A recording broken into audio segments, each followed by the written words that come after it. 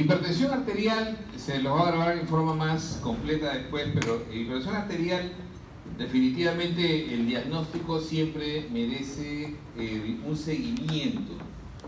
El diagnóstico de hipertensión arterial, todos los consensos siempre se modifican en algo, pero lo concreto es lo siguiente, o sea, una presión en una persona menor de 65 años, mayor de 140/90 definitivamente tiene que ser evaluada en forma seguida, en forma simultánea, de varias maneras. La manera es el reposo, obviamente, sin dieta, sin haber ingerido café las últimas 24 horas, pero al margen de eso, tiene que haber una medida de la presión arterial en domicilio, ¿no? Y en oficina. O sea, son valores que uno tiene que tener.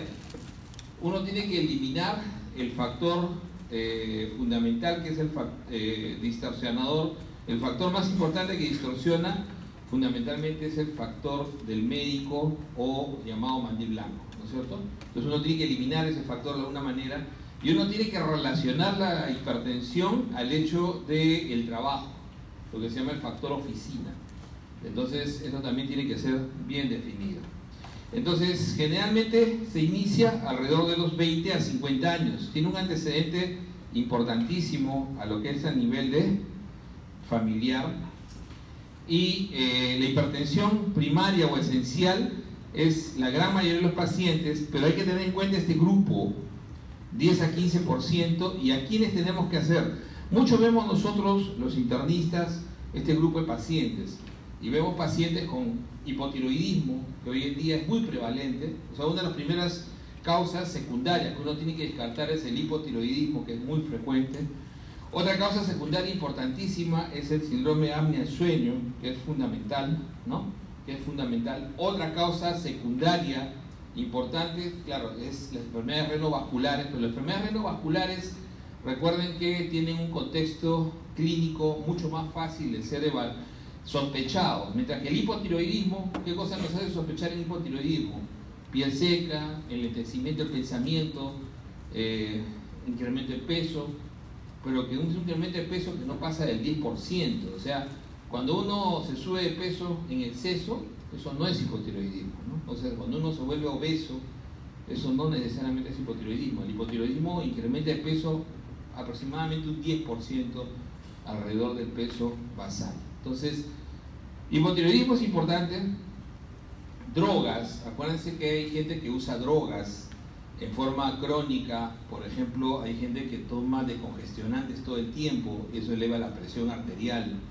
Hay gente que toma AINES todo el tiempo, eso eleva la presión arterial. Entonces, todo eso es importantísimo en el diagnóstico de la hipertensión arterial. Fundamental, como le decía, siempre es ver el estado de prehipertensión, tanto para la sistólica como para la diastólica. Ojo que hoy en día no hay todavía, como le digo, un consenso al 100% de si empezar. En el último consenso probablemente se llegue a que hipertensión estado 1 ya empiece en este nivel, 120 a 139. Entonces hay que tener en cuenta que el punto de corte actualmente podría estar alrededor de 130 en los próximos meses. Entonces hay que tener en cuenta eso. Y de 85 en el sentido de la diastólica. Ahora, lo importante acá es ver modificación de estilo de vida, que es importante. El seguimiento de 6 meses. Un paciente que no tiene factores de riesgo y un paciente que no tiene, además de factores de riesgo, un paciente que no tiene daño de órgano blanco, eso significa que en el examen clínico, como mínimo, uno tiene que hacer un fondo de ojo, uno tiene que hacer una evaluación, ¿no? Fundamentalmente renal, ver si no hay hematuria, uno tiene que hacer una evaluación ecocardiográfica y de el engrosamiento o lo que se llama el diámetro de las arterias carótidas. Entonces, teniendo una certeza de que no hay engrosamiento de las carótidas, de que que el ecocardio es normal, que el fondo de ojo es normal, que una evaluación renal normal, y al margen de eso, descartando lo que habíamos hablado, hipotiroidismo, síndrome de apnea sueño. ¿Cómo descartan hipotiroidismo? TSH, T4 libre. ¿Cómo descartan apnea del sueño? Test de Edwards. ¿Ok? Como mínimo, como pruebas clínicas que uno tiene que hacer para descartar secundarismo y para descartar daño de órgano blanco. Entonces, si uno no tiene esos secundarismos o no se va hacia una presión secundaria, o sea, presión asociada a otra enfermedad, entonces uno puede observar 6 meses a un paciente en estadio 1, incluso.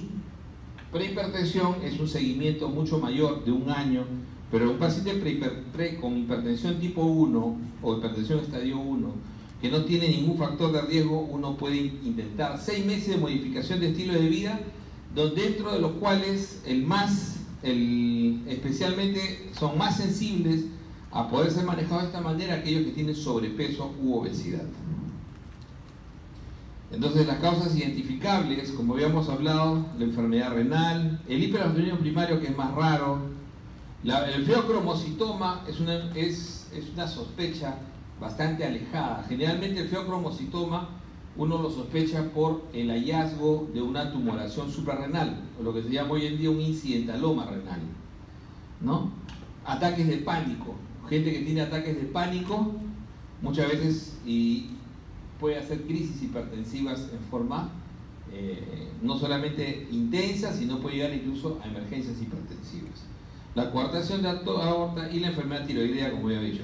Fundamental, nunca dejen de hacer el descarte tiroideo, el descarte renal, la enfermedad renovascular, en las enfermedades renales, las drogas y el apnea del sueño. Drogas legales e ilegales. Recuerden que los cocainómanos también hacen hipertensión. Y entonces, a veces uno tiene la idea, como le decía, lo más importante es bajar de peso. Bajar de peso puede modificar, ¿no? Puede modificar entre 5 a 20 milímetros de mercurio la presión arterial por cada 10 kilos disminuidos. Entonces, lo más sensible en un paciente que ustedes tengan con sobrepeso o obesidad, antes de dar el tratamiento, es ver la posibilidad de bajarlos de peso. Entonces, siempre y cuando el paciente tenga digamos, una evaluación psicológica importante que pueda admitirnos esa posibilidad. La dieta DASH, que hoy en día, dieta típicamente mediterránea, también tiene un efecto importante, 8 a 14 milímetros de mercurio para bajar. Mientras que miren ustedes cómo es la reducción del sodio, que es muy variable, ¿eh? La reducción del sodio, hay gente que le reduces el sodio y la modificación en presión es mínima. Y lo matas como se dice, lo matas en el sabor, porque realmente la comida sin sal, ¿no? Para la mayoría de la gente es una comida bastante difícil de sobrellevar. Sin embargo, la disminución, o sea, matar a una persona, llevarlo al extremo de disminuir la sal, a veces no tiene mucha modificación. ¿Quiénes son los más sensibles a la sal? La etnia negra. ¿Okay? La etnia negra es la más sensible a la sal. Entonces, con eso dense usted la idea de quienes tienen que realmente exigir una baja de la sal. La actividad física, que es muy variable, entonces, por lo menos se busca 30 minutos diarios, por lo menos 5 veces a la semana. Estamos hablando de aproximadamente 150 minutos por semana. ¿Ok? 150 minutos por semana como mínimo de actividad. Para que uno diga que es una intervención, entonces lo mínimo es 150 minutos por semana. Para que la persona pueda, ¿no?, decir que ha habido actividad física, que esto no tiene que ver nada con la actividad diaria. O sea, yo camino todos los días, doctor, yo camino todo el día. Está bien, es tu actividad diaria. O sea, tú a esa actividad diaria súmale 30 minutos de caminar solamente como actividad física aislada. Ojo que caminar es el mejor ejercicio. Le sigue el ejercicio, la natación o el caminar en el agua. Le sigue los ejercicios de raqueta, como los ejercicios que realmente mejoran el sistema cardiovascular, mientras que son dañinos al sistema cardiovascular la bicicleta y el correr. Tanto bicicleta como correr en todos los estudios han demostrado incrementar la muerte cardiovascular. Entonces, por más que a ustedes les pueda gustar algo, yo sé que algunos de ustedes corren, algunos de ustedes hacen bicicleta, uno no debe trasladar lo que uno hace al paciente. Recuerden que el hacer ejercicio es un continuo. O sea, si la persona corre toda su vida y nunca dejó de correr desde que era adolescente, entonces no hay problema, ese es un deportista calificado. Esa es una categoría de la población diferente, ¿ok? Totalmente diferente. Mientras que aquel que ustedes le van a prescribir, porque va a empezar a hacerlo, fundamentalmente que camine. Y el consumo de alcohol, miren, el consumo de alcohol excesivo realmente puede ser a veces un poco dañino, especialmente incluso puede producir miocarditis alcohólica, pero el moderar el consumo de alcohol lo que baja es mínimo, o sea, tampoco es que realmente consumir menos alcohol vaya a beneficiar mucho el manejo de la presión arterial. Lo que más beneficia el alcohol es que el consumo bajo, ¿no?, especialmente de vinos, puede mejorar lo que es o disminuir el riesgo cardiovascular. Y estas son algunas drogas asociadas a algunas enfermedades. En una falla cardíaca que ya hemos revisado, ¿no? Entonces, drogas que siempre se van a usar: diuréticos, betabloqueadores, yecas o ARAs, ¿no es cierto? Estos son los ARAs, y antagonistas de la aldosterona, fundamentalmente en aquellos que tienen fracción de eyección baja, ¿no? Postinfarto de miocardio, ¿qué droga es fundamental? Los betabloqueadores, específicamente el metoprolol. ¿Ok? Metoprolol. Y los yecas como remodeladores de miocardio, y los antagonistas de la aldosterona como espironolactona. Con alto riesgo cardiovascular, de igual manera betabloc, diuréticos, yecas. Y aquí sí funcionan los bloqueadores canales de calcio no dihidropiridínicos, específicamente diltiazem. En la diabetes, casi todos los fármacos son útiles, ¿no? Y los inhibidores los antagonistas de la aldosterona no son tan útiles. Y en la enfermedad renal crónica avanzada, los yecas y los ARA son fundamentales. O los ARA son fundamentales, no juntos. En la prevención del accidente cerebrovascular, infarto cerebral, yecas, ni siquiera ARAs. Miren ustedes que en algunos casos siempre el yeca. ¿Cuál va a ser el fármaco entonces más útil de todos al final? Los yecas. Y entonces, como decíamos, los factores de riesgo cardiovascular, eso ya los conocen. Y el manejo, ¿cuáles son las pautas para el manejo? Entonces, a un paciente fundamentalmente que tiene una presión, la primera visita, uno tiene que hacer el seguimiento para hacer el diagnóstico de hipertensión, ¿no? Entonces el seguimiento es fundamental. Vamos a ver el pauteo básico de esto, ¿no? Y presiones muy altas como 180 o 110 son generalmente pacientes que tienen hipertensiones malignas, ¿no?, que requieren básicamente una confirmación rápida. Incluso se recomienda la hospitalización para poder dar tratamiento y no buscar daño de órganos blancos, ¿no? Entonces, presiones intermedias, 160 a 179, 100 a 109, hay que buscar complicaciones cardiovasculares fundamentales para poder dar tratamiento, y si se persiste mayor de 160 a 100, también dar tratamiento fundamentalmente. Mientras que otras presiones menores de estas, fundamentalmente hay que ver daño de órgano blanco o complicaciones cardiovasculares, o si el paciente es diabético, para poder iniciar tratamiento sin ninguna duda. Ya decíamos que la modificación de estilo de vida, la recomendación más fuerte son la dieta. En realidad todas son recomendaciones fuertes, pero primero es baja de peso, dieta, actividad física. Y dejar de fumar también, aunque no lo habíamos puesto ahí, es una recomendación fuerte, ¿ok? El dejar de fumar en hipertensión es fundamental. O sea, ¿cuál es el objetivo fundamental? Tener una presión menor de 140/90. Ese es el objetivo fundamental, ¿no? Que nos ayude a disminuir el riesgo cardiovascular. Entonces, eso es lo que fundamentalmente. Y en diabéticos, ¿no? En diabéticos también hay que tener en cuenta el tiempo, ¿no? El tiempo del seguimiento es fundamental. Entonces, el objetivo en pacientes mayores, la presión, ¿no? En pacientes por lo general mayores de 60 a 65 años, 150/90 es el objetivo.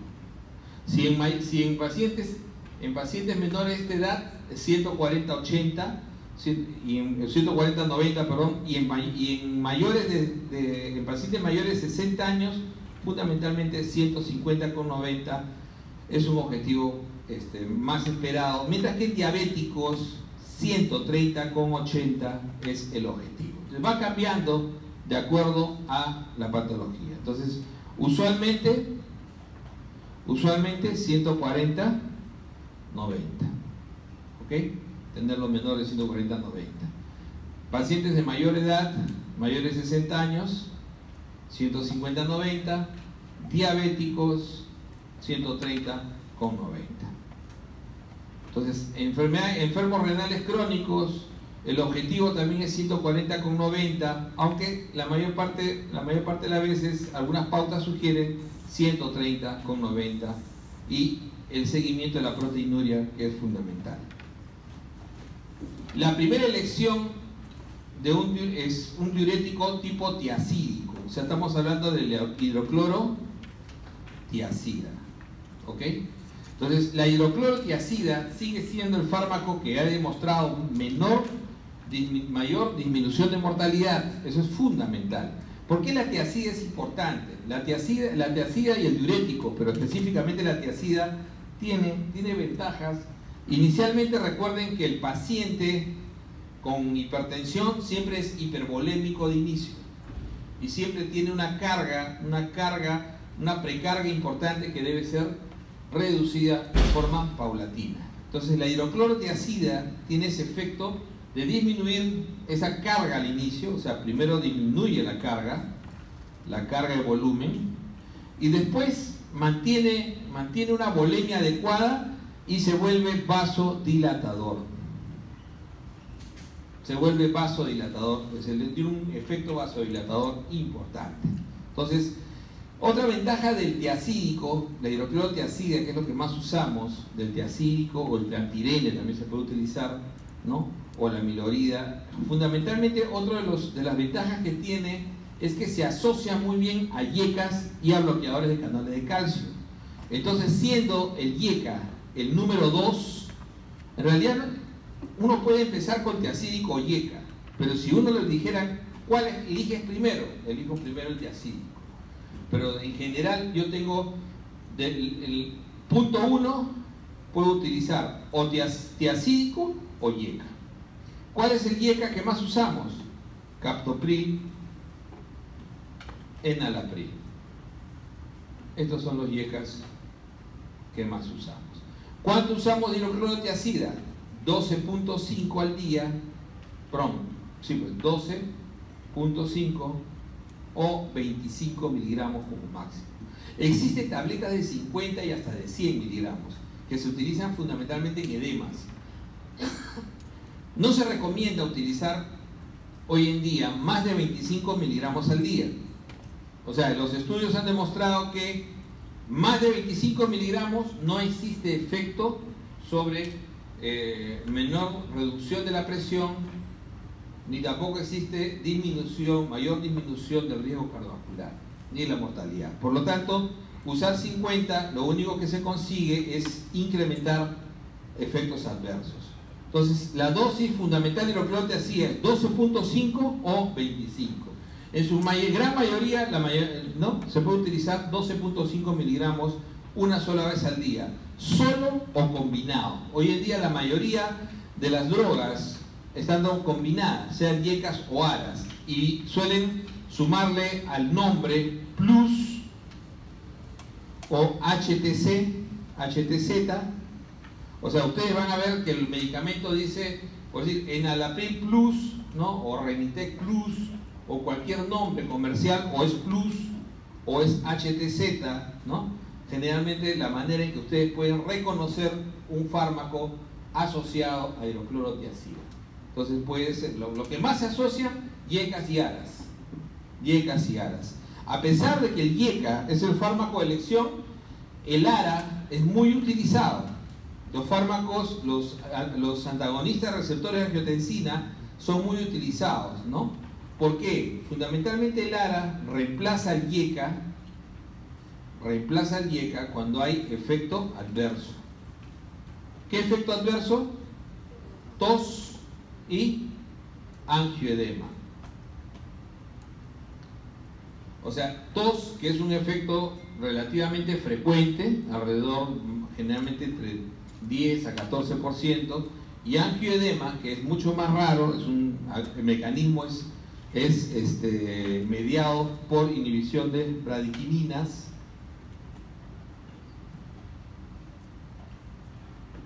Es mediado básicamente por inhibición de bradikininas, efecto que acuérdense que no tiene los ARAs.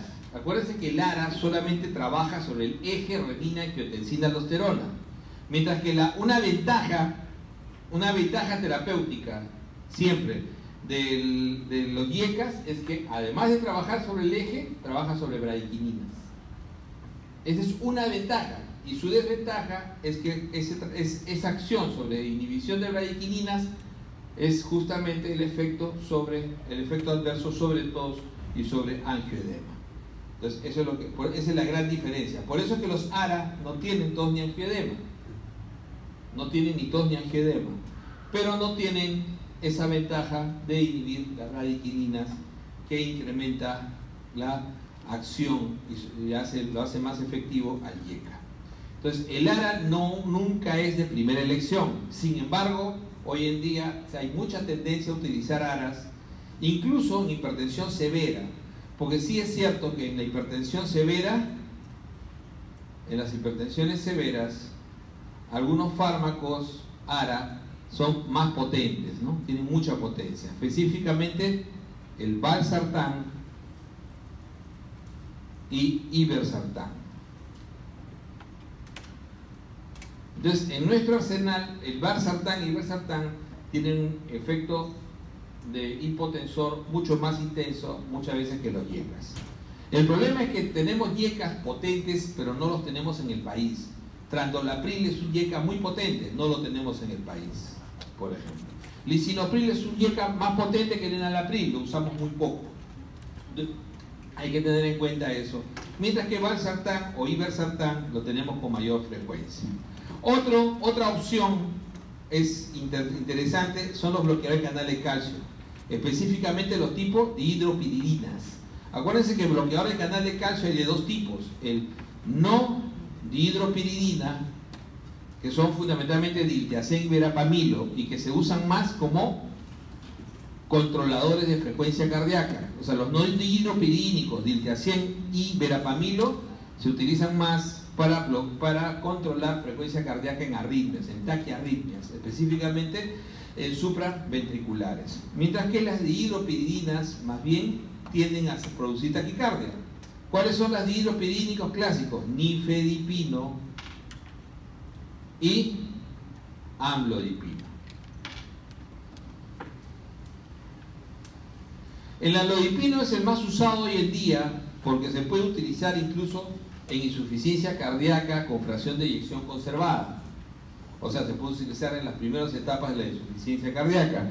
Otra ventaja del amlodipino es que es cada 24 horas, aunque se puede utilizar incluso cada 12 cuando es dosis altas. Se empieza entre 5 a 10 miligramos. Siempre se empieza con la dosis más baja, que es 2.5. Generalmente la dosis de mantenimiento clásica es 5 a 10 miligramos de amlodipino. Mientras que el nifedipino hoy en día solo se usa para hipertensión en su forma retard, que eso ya lo hemos revisado en el primer capítulo. Y su forma retard es la forma de liberación prolongada, generalmente en dosis de 30R y 60R. O sea, 30 miligramos cada 12 horas, 60 miligramos cada 12 horas. El máximo de dosis al día es 180 miligramos.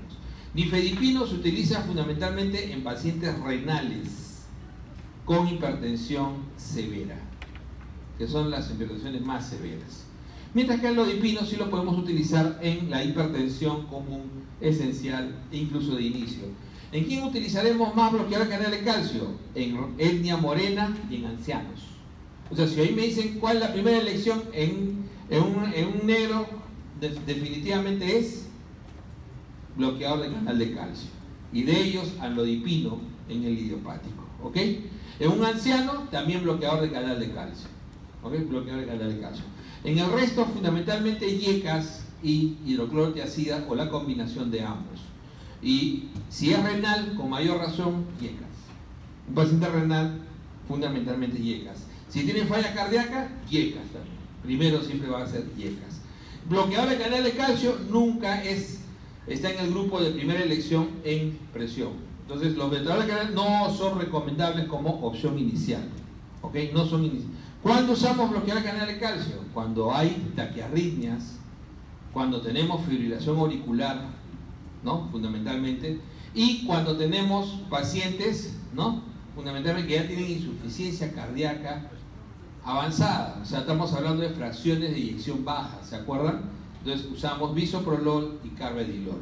Pero no son medicamentos de elección hoy en día en hipertensión. Entonces, primera elección de acuerdo a comorbilidades. Primera elección en general, hidroclorotiazida. Más o IECAS. Cuando el IECA me falta, puedo usar el ARA. Y la otra opción es bloqueadores de canales de calcio. Como les decía, es una opción si no quiero utilizar ni IECAS ni ARAS y combinado, puede ser también combinado con hidroclorotiazida. Si el paciente es diabético, ¿por qué debemos considerar primero un IECA o un ARA? Porque el paciente diabético, una de sus principales combinaciones, de sus principales complicaciones asociadas a la hipertensión es justamente el daño renal. Y el daño renal en la diabetes, ustedes están llevando ahorita endocrino, el daño renal a la diabetes tiene dos etapas, una etapa preclínica y tiene una etapa clínica. Acuérdense que la etapa preclínica del paciente diabético, de la nefropatía diabética, la etapa preclínica es la etapa de los primeros 3 estadios, ¿no? ¿Cuáles son los 3 primeros estadios? La de hiperfiltración, la de cambios mesangiales y la etapa de microalbuminuria. O sea, esas 3 primeras etapas donde el riñón crece, hiperfiltra, hace engrosamiento mesangial y hace engrosamiento de la membrana, base y proliferación mesangial y engrosamiento de membrana, etapa 2. En la etapa 2 ya puede comenzar a botar un poco de proteína y ya puede asociarse hipertensión, pero en la etapa 3 ya el paciente se vuelve microalbuminúrico. O sea, ¿cuánto es lo máximo de albúmina que podemos botar? 30. Pero ¿hasta cuánto decimos nosotros que es micro? Hasta 300. Entonces, entre 30 y 300 o entre 30 y 299 el paciente es microalbuminúrico. ¿Hará edemas? No. ¿Se notará en algún signo clínico? No, por eso que se llama etapa preclínica. Se considera que la etapa 3 es la que se asocia al inicio de hipertensión. Es más, en el diabético tipo 1, ya la etapa 2 ya comienza a iniciar hipertensión. Mientras que en el tipo 2 ya la etapa 3 inicia hipertensión por lo general. En cambio, la etapa clínica ya es el estadio 4 y el estadio 5, que esta es la etapa, ¿no?, proteinúrica, ¿no? Esta es la etapa ya proteinúrica, donde ya se elimina más de 300 miligramos, incluso el paciente puede ser nefrótico. Acuérdense que el nefrótico no necesariamente es hipertenso, pero en este caso sí se asocia hipertensión por la enfermedad de fondo, por la diabetes, ¿no? Y ya en la etapa clínica, el estadio 5 ya es el estadio de enfermedad renal avanzada y enfermedad renal crónica terminal. Entonces acá, en la etapa proteinúrica, ya tengo edemas, puedo tenerlo en anasarca, ya lo tengo generalmente hipertenso. Entonces es ahí donde es fundamental, es en cualquiera, incluso desde la primera etapa, se ha demostrado que los IECAS son útiles. Es una recomendación fuerte. Y son indispensables en la etapa clínica.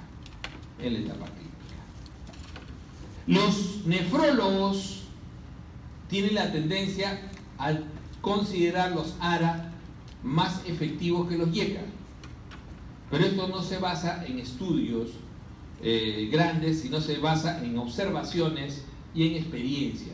Acuérdense que todo aquello que es recomendación de experto es un nivel de evidencia bajo, ¿no es cierto? Un nivel de evidencia débil. Entonces no hay un nivel de evidencia importante para reemplazar los IECA por ARA solo porque tenga enfermedad renal. Sin embargo, es recomendación de nefrólogo utilizar preferentemente ARAS.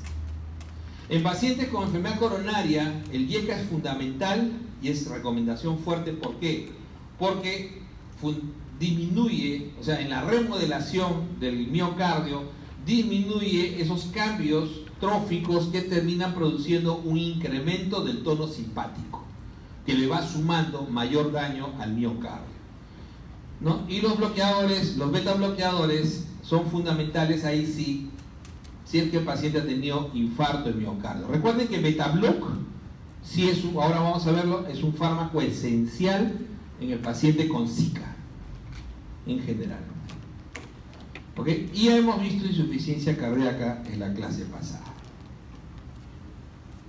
Ancianos, fundamentalmente, miren cómo NICE nos considera ancianos ya, o el tratamiento para mayores de 55 años como el de adulto mayor, mientras que los americanos y los canadienses todavía consideran 60 años como punto de corte, y mayores de 80 años muy ancianos.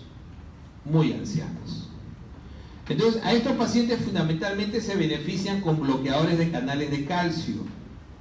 A la cabeza, amlodipino.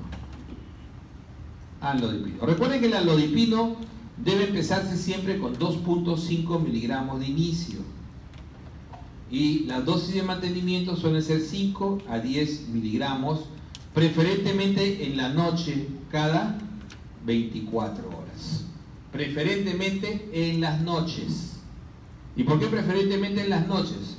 ¿Cuándo es que el paciente hace mayor cantidad de eventos vasculares? En la madrugada y en las primeras horas del día. Entonces, por eso es que preferentemente se utiliza el tratamiento con bloqueadores en las noches. ¿Ok? Preferentemente en las noches. A los bloqueadores, recuerden que les sigue diuréticos. Entonces, si yo necesito dos drogas, ¿cuándo necesito dos drogas? Cuando tengo que bajar por lo menos más de 20 milímetros de mercurio la presión al ideal. Entonces, si mi ideal en ese grupo etario es 150 y el paciente lo tengo en promedio en 170, tengo que bajar por lo menos 20 milímetros, ¿no es cierto? La sistólica. O cuando tengo que bajar por lo menos 10 milímetros la diastólica. Si tengo que hacer eso, es preferente usar dos drogas de inicio. Entonces, dos drogas de inicio se suelen usar cuando lo que tengo que disminuir es más allá de 10 en la sistólica y más allá de 5 en la diastólica. Es decir, más de 20 en el objetivo de la sistólica. Y nuevamente les digo, ¿cuál es el objetivo, por ejemplo, en ustedes si fueran hipertensos? El objetivo es llevarlos a 130, no 20. Entonces, si ustedes los encuentro con 155, les tomo más de 20. Entonces empezaré con 2 drogas de frente. Entonces, decidí empezar tratamiento. ¿Por qué empiezo con 2 drogas? Porque tengo más de 20 en mi sistólica o tengo más de 10 en la diastólica. Entonces, eso es lo que... Y entonces, obviamente, utilizaré el fármaco, la hidroclorotiazida, asociado a el fármaco de elección. Si es un grupo etario joven, será YECA o ARAC más tiazida. Si es raza o etnia morena o es anciano, ya sabemos que anciano lo ponen acá, o adulto mayor de 60 años, entonces usaré bloqueador de canal de calcio más tiazida. ¿Se dan cuenta? Si tiene insuficiencia cardíaca, probablemente usaré bloqueador de beta bloqueador más tiazida. Entonces eso es lo que tengo que ver cómo utilizo eso. Entonces manejo la medicación y la titulo La titulación es complicado. En seguimiento de cohortes de pacientes tratados con hipertensión, generalmente bien manejados y pacientes que toman su droga, menos del 50% llegan a controlar la presión arterial. O sea, no crean que es fácil. O sea, ustedes prescriben bien y el paciente toma su medicación, pero a pesar de eso el paciente no controla. Entonces, hay que tener paciencia y generalmente la titulación y la modificación debe hacerse entre 4 a 8 semanas. O sea, no modifiquen semana a semana. Hay que tener paciencia. Solamente el inicio es el hecho de que siempre sea la dosis más baja. Por ejemplo, yo doy un alodipino, le doy 2.5, unos cuantos días. Al tercer, cuarto día, le digo, ¿alguna molestia? ¿Algún efecto adverso? ¿Todo bien? Ya, ahora empieza con 5. Ese es el real. El inicio del 2.5 fue para ver si había efecto adverso. Entonces le doy 2.5, o en el caso de enalapril, le doy 5 miligramos solamente para probar. Y después ya le doy los 10 miligramos de enalapril o los 5 de enalodipino. Y lo vuelvo a modificar eso generalmente a las 4 semanas, si es muy severo, a las 8 semanas, si no es muy severo. ¿Ok? Entonces, eso es lo más importante. Lo demás ya lo hemos mencionado.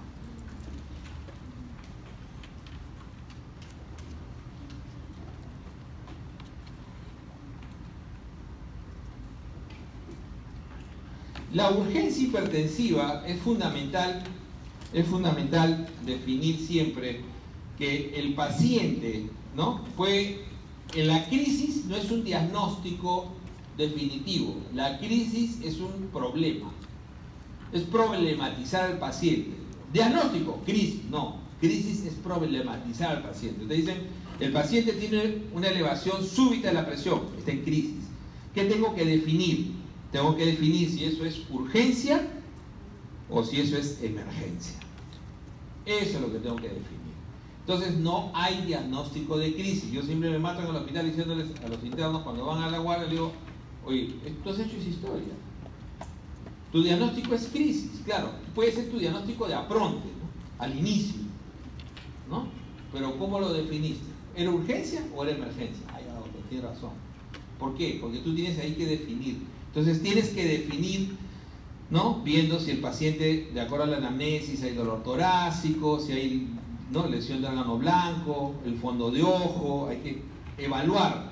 Si uno agarra y se evalúa, uno va pensando, dice, ¿cuáles son los daños de órgano blanco? Empiecen siempre desde la crisma, ¿no? Entonces uno empieza desde la cabeza y dice, cualquier evento cerebrovascular, sea hemorrágico o sea isquémico. O sea, estamos hablando de stroke, estamos hablando de infarto cerebral, estamos hablando de HCA espontáneo, estamos hablando de hemorragia cerebral, sea lacunar, sea masivo, etc. Okay. Vamos bajando un poquito más y tenemos el ojo. Entonces, hemorragias, desprendimiento de retina, ¿no? Hemorragias retinales, desprendimiento de vítreo. Entonces tenemos daño de órgano, ¿no? Daño de órgano fundamentalmente en retina. Si seguimos bajando, entonces encontramos las carótidas.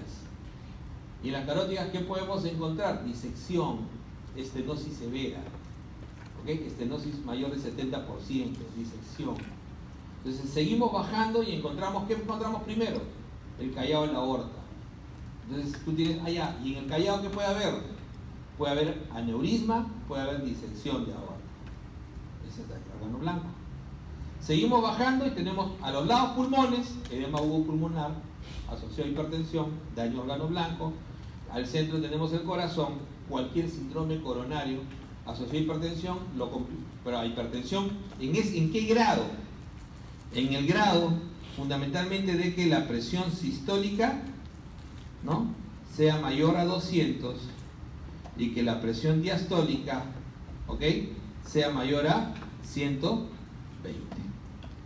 ¿Ok? Quizás 180 pueda ser considerado para urgencia, pero 200 para emergencia. ¿Ok? Entonces, en ese grado de presión, yo le busco el lunar blanco. Y me quedé ahí. Y sigo bajando, ¿y qué encuentro? Las suprarrenales, feocromocitoma. Crisis, ¿no? La crisis, ¿no?, metalofrénica. Sigo bajando y encuentro el riñón.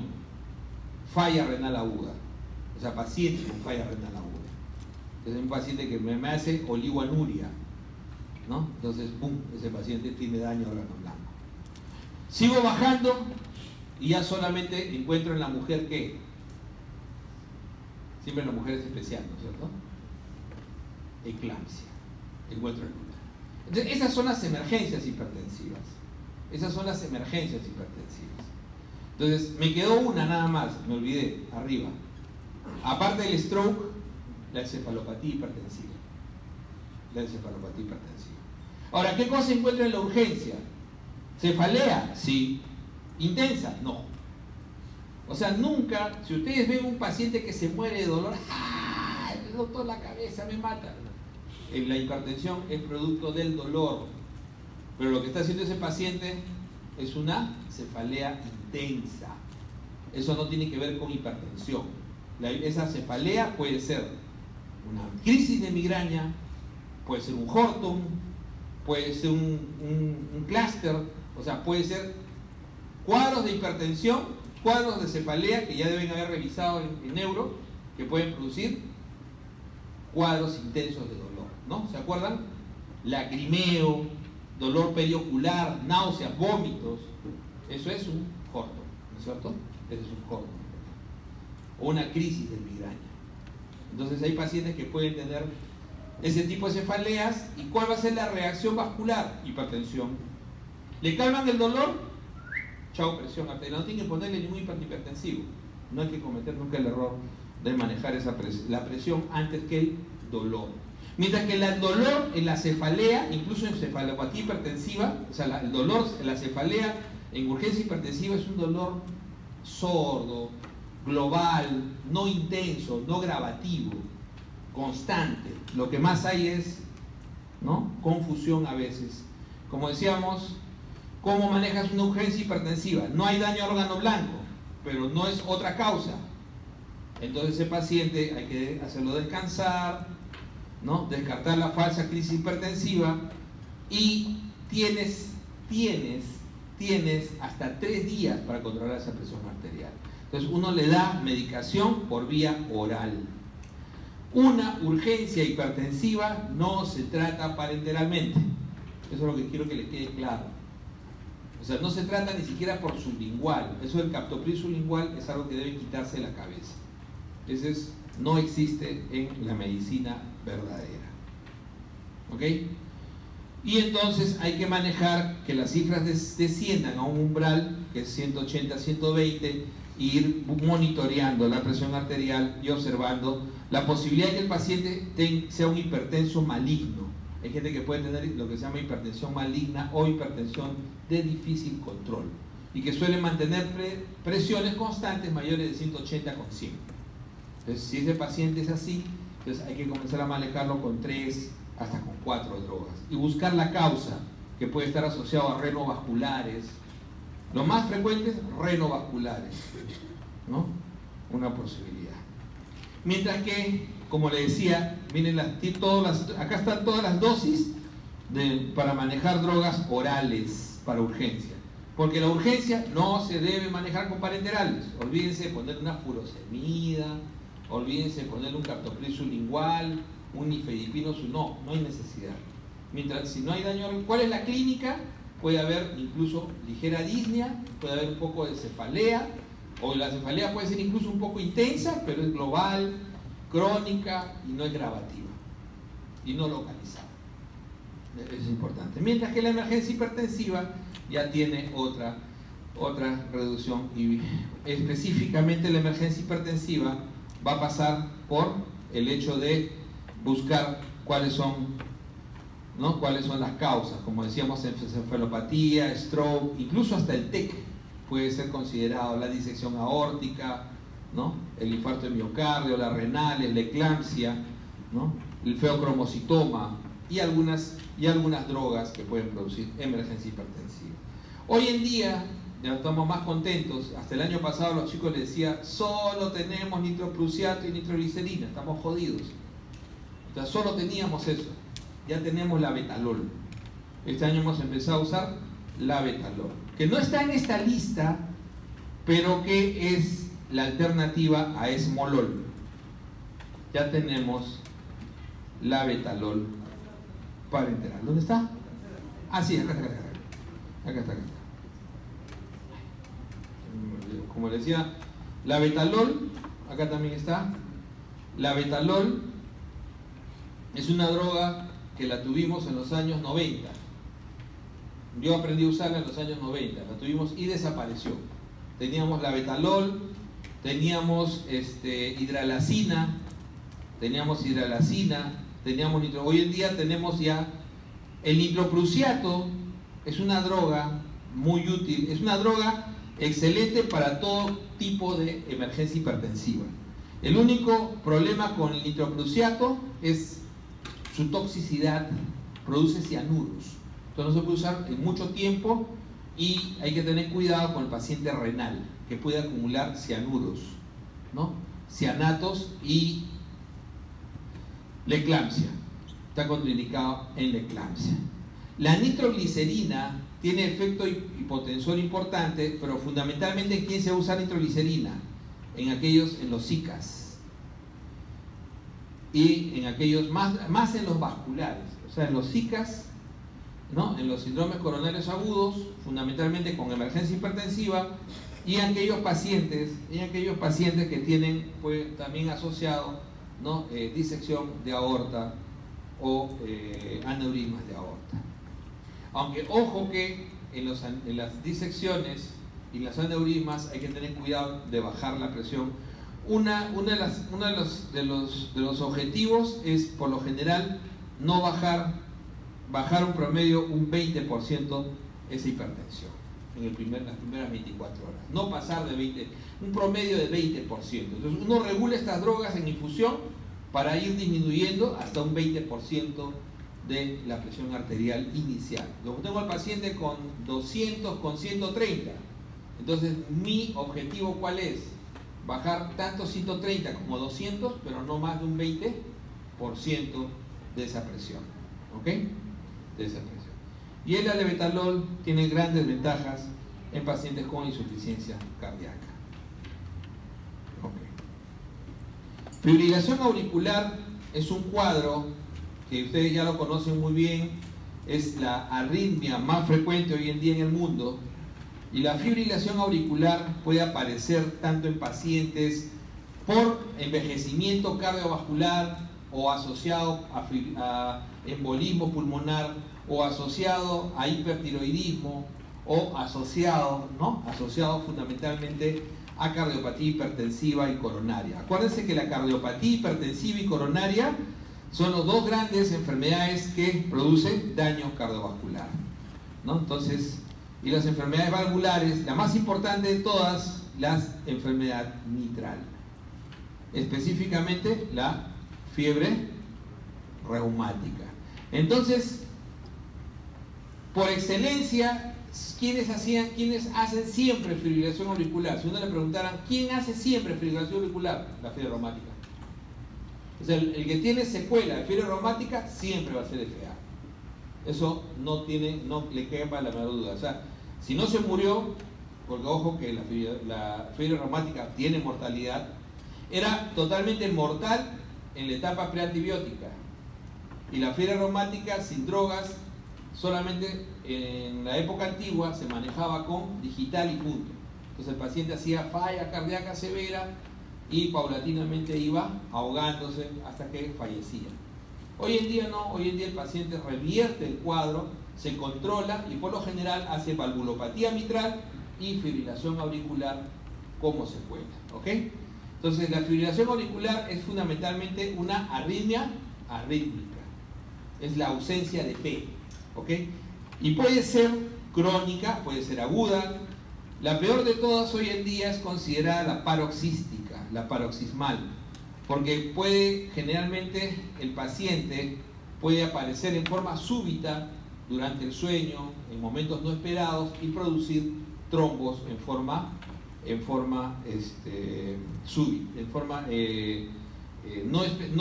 sin prevención. Acuérdense que el principal problema de la fibrilación auricular, claro, puede ser la arritmia y la taquicardia al principio, pero el principal problema a largo plazo es el hecho que produce trombos, que produce coágulos.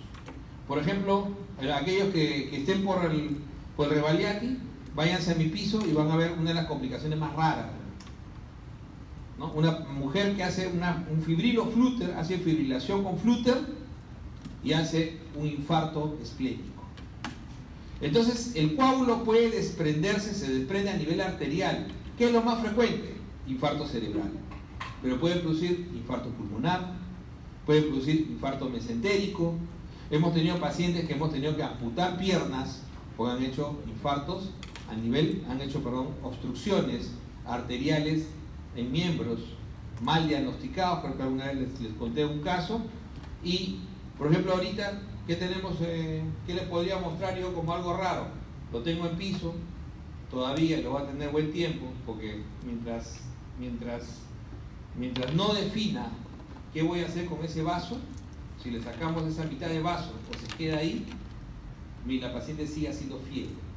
Y entonces los chicos tienen que tener paciencia, porque ese vaso, si está necrosado obviamente la mitad, es un vaso grande, pero si ese vaso no hace absceso, no hay por qué sacarlo en ese momento. Eso se va a ir reduciendo, pero hay que tener paciencia. Ya estamos en para la tercera semana de fiebre. Y la señora está tranquila. Ya controlamos la fibrilación, que nos costó casi 3 días. Y está tranquila la mujer, pero sigue haciendo fiebre, sigue haciendo fiebre. Y probablemente nos está dando la impresión que va a terminar en una esplenectomía, porque no logra controlar la fiebre. No está infectada, pero está con antibióticos. El problema es que acuérdense que todo tejido necrótico puede abscedar. Ese es el gran problema.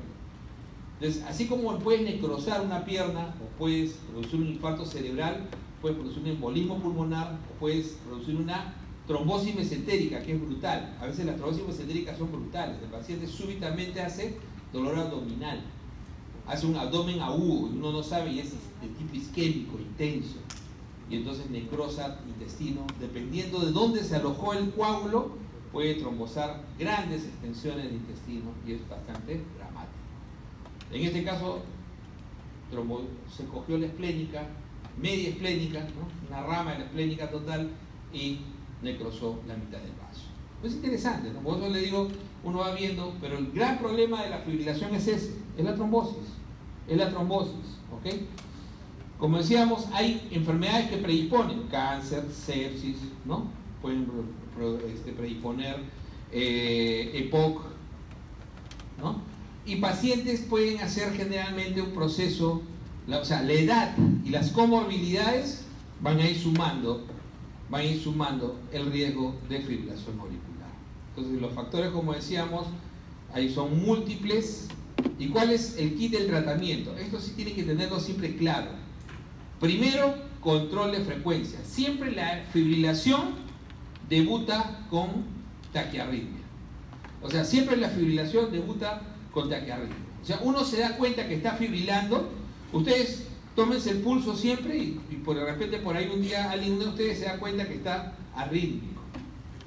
Y es fibrilador. Y no se van a dar cuenta hasta que haga taquicardia. Entonces, un paciente puede estar fibrilando y solamente va a evidenciarse clínicamente por el hecho de que haga taquicardia. Entonces eso se llama fibrilación auricular con respuesta ventricular alta. Entonces esa es la típica forma de debutar. Entonces lo número uno que van a hacer es control de la frecuencia, tratar de tenerlo por debajo de 100.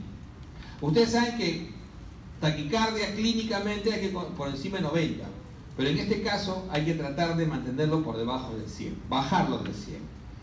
Lo segundo es la restauración del ritmo, o sea, está fibrilando. ¿Qué quiere decir eso? No tiene ritmo sinusal. ¿Le restauro el ritmo? Sí, solamente estoy seguro que es menor de 48 horas la fibrilación. ¿Y por qué no más allá de 48 horas? Porque puedo desprender coágulos. Entonces yo bonito le pongo, le restauro su frecuencia cardíaca, lo cardiovierto, le restauro su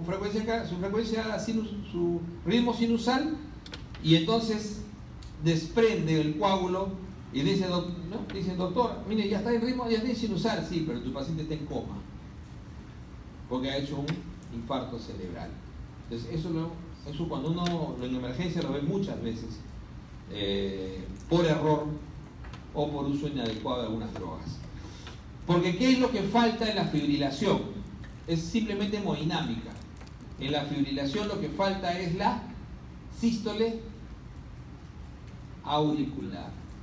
Entonces lo que falta en la fibrilación es la sístole auricular en la hemodinámica. Y si no hay sístole auricular, ¿qué significa? No hay llenado rápido, solamente hay llenado lento. Y entonces al no haber llenado rápido va a haber estasis auricular, y esa estasis es la que produce en los bordes coagulación. Así es. Y esos coágulos bien organizados después de 48 horas, si yo comienzo a producir sístole, el mismo músculo por hacer su sístole va a hacer que se desprenda el coágulo. El coágulo estaba tranquilito ahí, no se movía la pared, ¿sí o no? Entonces llega la sangre por el centro y pasa por el centro, y en los bordes siempre hay estasis. ¿Qué pasa si ustedes le restauran? El músculo va a contraerse y va a desprender el coágulo, y eso va a dispararse preferentemente ¿a dónde? Cerebro. Y es típicamente los infartos de cerebral media, los cardioembólicos. Y ahora que están haciendo ustedes neuro, ya les habrán dicho, los cardioembólicos clásicos van ¿a dónde? Cerebral media. Clásicamente van así. Mientras que los ateotrombóticos son clásicos de cerebral anterior, ¿no es cierto? Estos son cerebral media fundamentalmente. Y son los que producen mayor daño, hay mayor secuela. Y por último, disminuir el riesgo de, acá le pongo ACV, pero es el riesgo de trombosis. El riesgo de trombosis. Entonces lo primero que hay que hacer es control de la frecuencia. El control de la frecuencia, hoy en día ya podemos usar la betalol, por ejemplo. Pero fundamentalmente lo seguimos haciendo con verapamilo.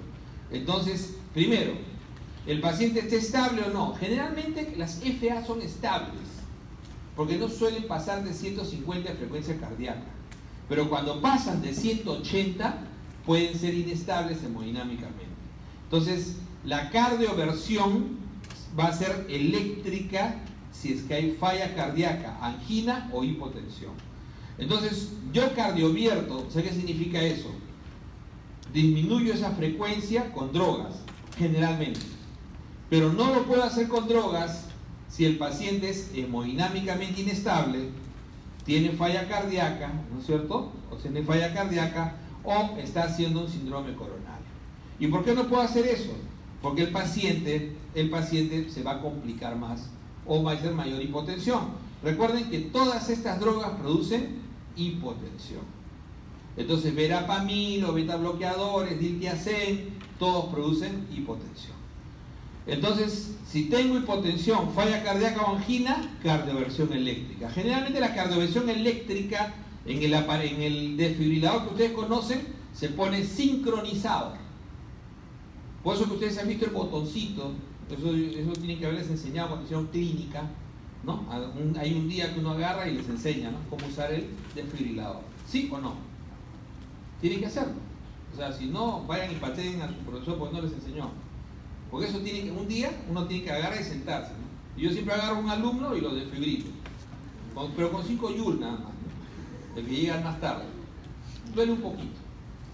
¿Ok? No pasa nada con el corazón, así que no se preocupen. Y queda un poco bronceado eso, después de la quinta. Bueno, el asunto es que el aparato tiene que conocerlo porque cuando uno lanza la electricidad puede caer en cualquier momento. O sea, tú cuando cargas y pones, ¿no? Porque el corazón lo atrapas entre los dos haces, ¿no es cierto? Entonces tú descargas, por eso que se llama desfibrilar, y lo descargas en cualquier momento, no interesa, porque la fibrilación ventricular es un caos. Y lo que tú buscas es acabar con el caos. Y para acabar con el caos tiene que caer el rayo donde sea. Cae y va a producir una sistolia para que ingrese el ritmo ventricular, ¿no? El ritmo nuevo. ¿Entienden? Esa es la idea de la desfibrilación ventricular. Pero en la cardioversión tú tienes que hacer que el haz caiga sobre el QRS, nunca sobre T. Porque si el haz cae en la repolarización, lo mataste. ¿Ok? Entonces, si tú produces un fenómeno de R sobre T, eso significa meter electricidad justo en el momento de la repolarización, entonces produces una repolarización no recuperativa. Y el paciente entra en asistolia completa. Y de ahí hasta campo fe. ¿No es cierto? Ya no los hace. Lo puedes sacar de repente ya colocando un marcapasos, o sea, haciendo 1000 cosas, ¿sabes? Porque te sientes culpable de repente. Pero el asunto es que, y yo lo he visto 2 veces, una en un cardiólogo, cardiovertir un TPCB con hipotensión sin haber machucado el botoncito que dice zinc. Entonces, para evitar eso, hay un botoncito chiquitito, ¿han visto? Ahora cuando vayan al hospital vean los desfibriladores y tiene un botoncito al costado que dice SYNC, zinc. Ese tiene que estar prendido. Y ese se aprieta solamente para la cardioversión.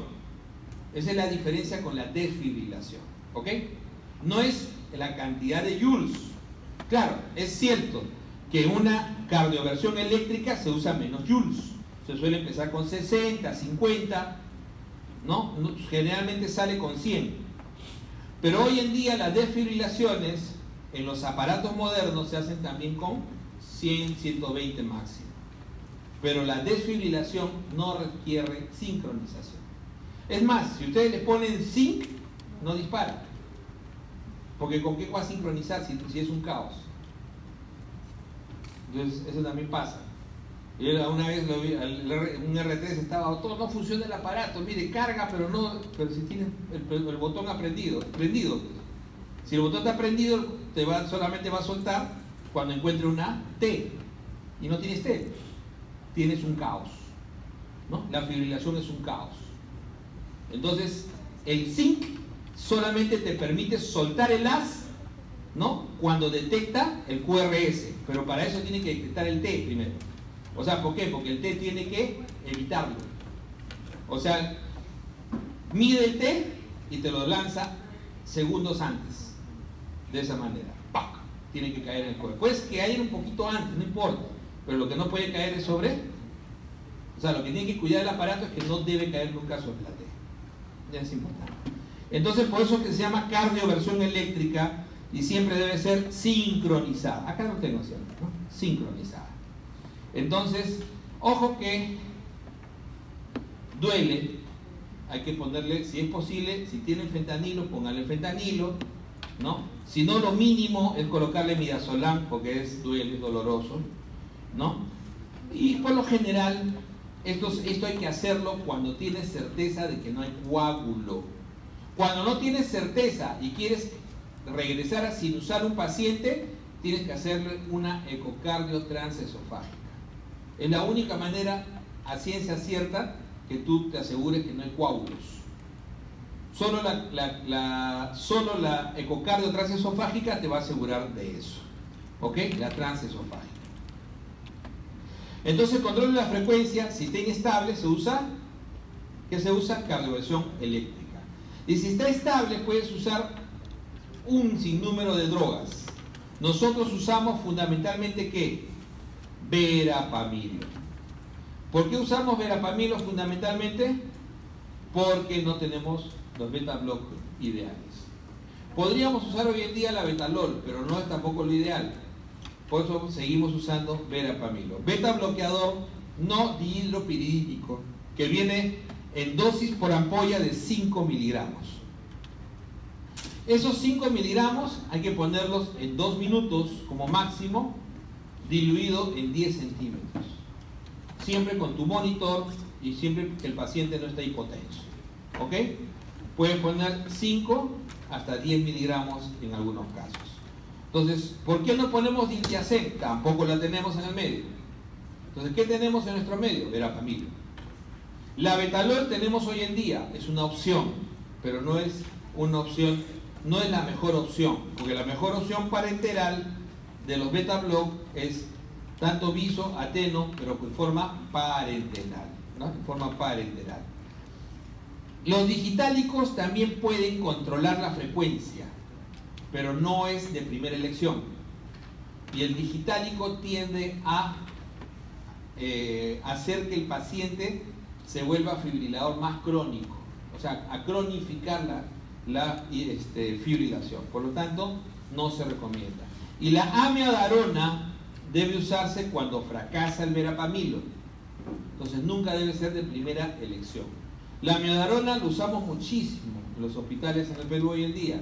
Pero hay que tener en cuenta que amiodarona es una droga que produce una prolongación del QT, una prolongación del PR y puede producir incluso una prolongación del QRS. Entonces puede producir bloqueos completos. Definitivamente la amiodarona tiene efectos adversos importantes. La amiodarona puede producir tiroiditis, fibrosis pulmonar, suele afectar la tiroides, produciendo tiroiditis, es decir, primero va a producir hiper y después hipotiroidismo en forma crónica. Por lo tanto, la otra desventaja de la amiodarona es que puede hacerlo entrar en sinusal, hasta un 40-50%. Y por controlar la frecuencia, lo hacen entrar en sinusal, y si era crónico, pueden provocar un stroke o un infarto en cualquier otro sitio. Paciente estable, entonces, diltiazem o verapamilo. El problema idealmente sería diltiazem. Hemos tenido diltiazem hasta el año 2002, 2003, no ha vuelto a entrar, pero tenemos verapamilo siempre. ¿Ok? Para suerte nuestra tenemos verapamilo. Entonces se suele usar 2.5 a 5 miligramos y podemos usar hasta una segunda dosis, ¿no?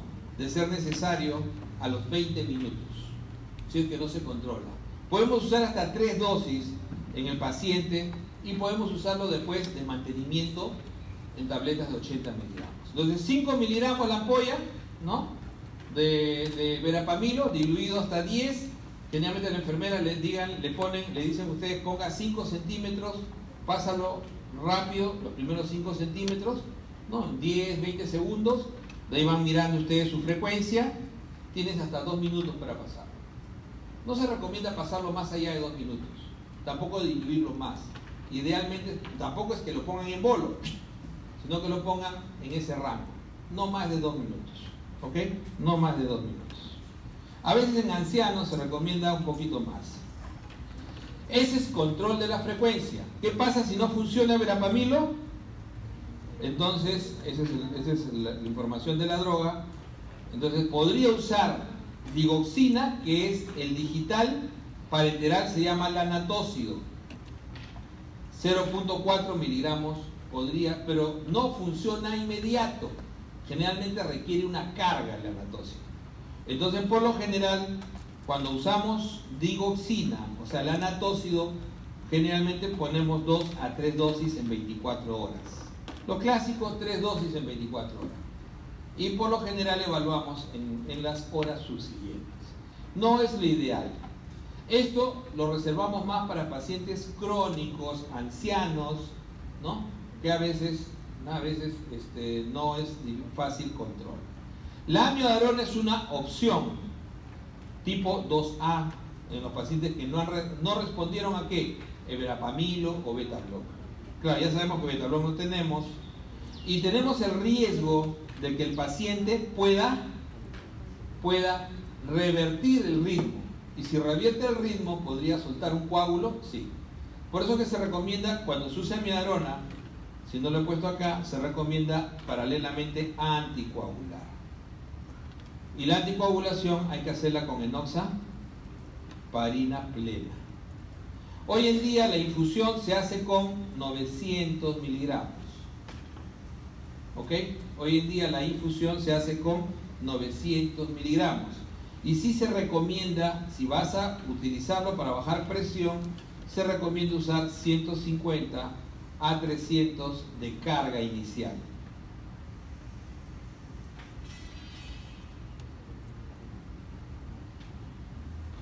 La ampolla viene de 150 miligramos y uno puede utilizar 150 a 300 en una hora de inicio. Y después de eso, dejar 900 miligramos en infusión de 24 horas. ¿Por qué se deja varios días incluso? Porque la amiodarona tiene que impregnar la grasa y ese nivel de impregnación es muy variable en cantidad de grasa del paciente, pero también hay grasa que es más ávida. A pesar de que el paciente pueda ser delgado, hay pacientes que demoran. Obviamente el paciente obeso va a necesitar más tiempo para la carga, ¿ok? Hay pacientes que a veces demoran 5 días en cargar, en infusión continua. Hay pacientes que cargan en horas. El gran problema, como les digo, es que muchos tienen tendencia a revertir y entrar en sinusal. Y si entran en sinusal y son crónicos, nos arriesgamos siempre a la posibilidad de un stroke. Entonces, como decíamos, amiodarona es una posibilidad y de ahí viene ya la restitución del ritmo. O sea, lo que es la restitución del ritmo se puede utilizar, ¿no? Se puede utilizar amiodarona, se puede utilizar catéteres de ablación, se puede utilizar el sotalol, en el Perú no hay, dofetilide, en el Perú no hay. ¿Qué tenemos en el país? Propafenona, fundamentalmente. Usamos en forma crónica propafenona, tabletas de 50 miligramos. Es lo que usamos usualmente. Entonces, si uno quiere, punto 2, ya controlamos frecuencia. El punto 2 es, ¿le restituye el ritmo o no? Sí, restituye el ritmo. Siempre es mejor tener ritmo. Siempre es mejor. Restituye el ritmo. Le has hecho su ecocardio, no hay coágulos, o estás seguro que es menos de 48 horas. ¿Ya? Que lo que más se indica en el Perú, y en realidad lo más útil que hay, ¿qué cosa es? Amiodarona. En ese sentido, para restituir el ritmo, sí tenemos fundamentalmente amiodarona. Si yo quiero mantener el ritmo, podría usar la misma amiodarona o darle propafenona. Entonces tengo que escoger, puedo escoger, dándole todavía amiodarona, o en todo caso, si le restituye el ritmo por vía eléctrica o se restituyó solo, podría darle propafenona. La restitución del ritmo, que es el punto 2, no se hace siempre. ¿Por qué no se hace siempre? Porque necesito recursos para estar seguro que el paciente no tiene coágulos. ¿Cuántas ecocardiografías transesofágicas han visto? Ninguna. Y siendo estudiantes de medicina que ya pasaron cardio, deberían haber visto por lo menos un par, como mínimo. El problema es que tenemos muy pocos aparatos y muy poca gente entrenada en hacer transesofágica. Probablemente eso cambie en los próximos años, pero es fundamental. Y ustedes me dirán, pero doctor, la otra ecocardio sirve parcialmente, porque acuérdense que la transtorácica fundamentalmente, ¿qué me mira? Ventrículos, no aurículas. Me mira fundamentalmente ventrículos. Yo necesito mirar la aurícula, fundamentalmente ambas, pero la izquierda especialmente. Entonces necesito mirar las aurículas, porque lo que no hay es sístole auricular, ¿no es cierto? Entonces la única manera de mirar bien aurículas es transesofágica. Entonces el gran problema de restituir ritmo es el estar seguro que no van a lanzar un coágulo. Y si hay un coágulo, ¿qué tienen que hacer? Tienen que anticoagularlo y tratar de hacer lisis del coágulo. Entonces darle una dosis de enoxaparina plena, por lo menos unos 7 a 10 días. Y volver a hacer una ecocardio para ver si ese coágulo disminuyó o desapareció. Entonces por eso les digo, no es tan sencillo como uno puede pensar. Entonces, si yo tengo un coágulo, puedo producir un trombo. No solamente al cerebro, como ven ustedes, puede irse al sistema digestivo, puede bloquear un miembro, puede producir un infarto esplénico, etc. Ok.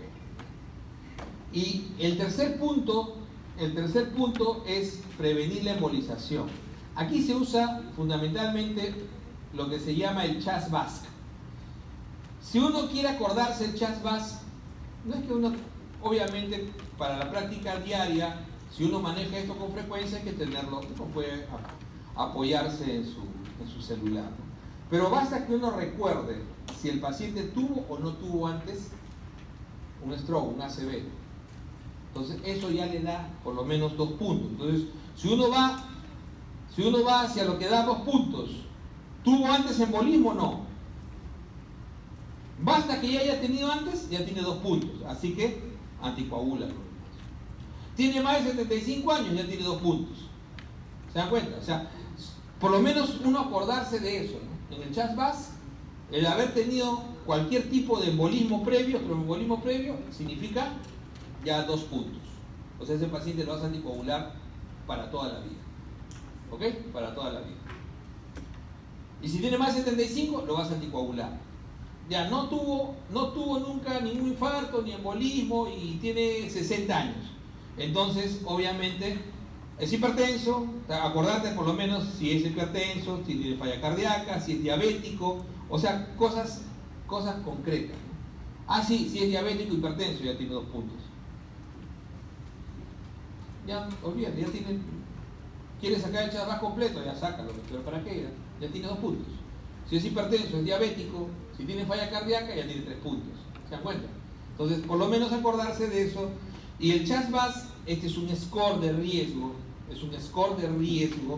de embolismo pulmonar a 30 días. Entonces, el paciente, lo mínimo, si tiene un puntito, ¿no? Lo mínimo es que le den aspirina. Lo mínimo, si tiene 0, que sería raro, ya pues le darían nada. O también aspirina, pero podrían darle aspirina. Pero si tiene 2 o más, hay que darle anticoagulación efectiva. Y la anticoagulación efectiva debe ser warfarina o los nuevos anticoagulantes, ¿no? Lo que son los anticoagulantes directos de la trombina o de la dieza activada.